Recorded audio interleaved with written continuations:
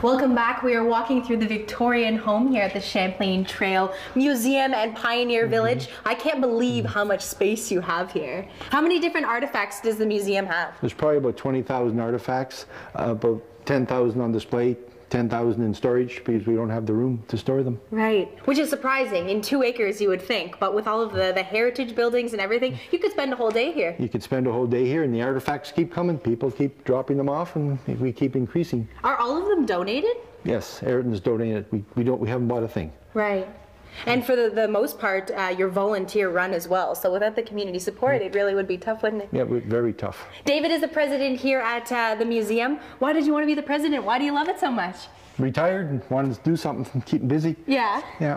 So walk me through the different areas of the Victorian home. This is a bedroom from the Victorian home. Mm-hmm.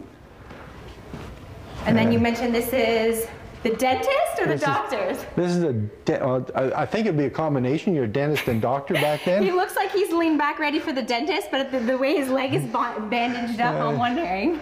I wouldn't want to be having a dentist look at me back then. Yeah, exactly. And then we're approaching the newest exhibit, the Bickle. Our Bickle. A 1923 Bickle fire truck, first fire engine that's gas powered that the city of Pembroke ever purchased, and it's right-hand drive.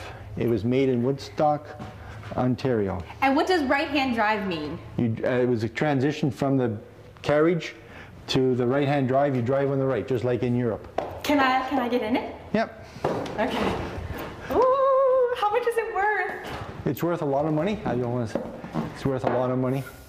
Oh There's only one in existence, and this is it. And you said that they there made was only 6, but this is only one that is. What condition was it in when you first got it? It's never been outside, so it was in very good shape. Mm-hmm. So the repairs on it were not too extensive. It just took us 6 months to paint it and fix it up. Mm-hmm. And does it actually run? It runs, does about 40 miles an hour. And down the road, it's extremely rough.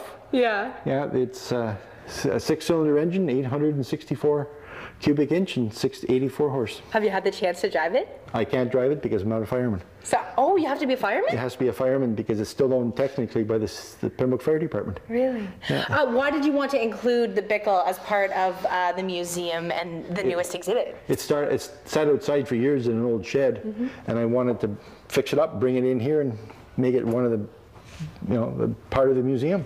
So kids can look at it instead of being locked away. Yeah. How neat is that? If you head to the Champlain Trail Museum and Pioneer Village website, they've got all of the information about the different areas of the museum. I love that you can come and do a self-guided tour or chat with any of the volunteers here.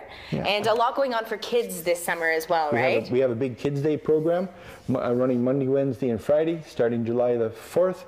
And last year we put 500 children through the program.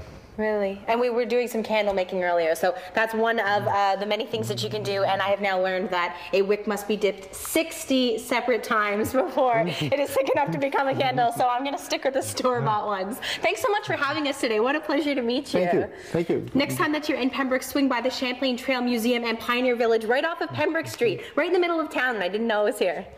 Thank you. That was our pleasure.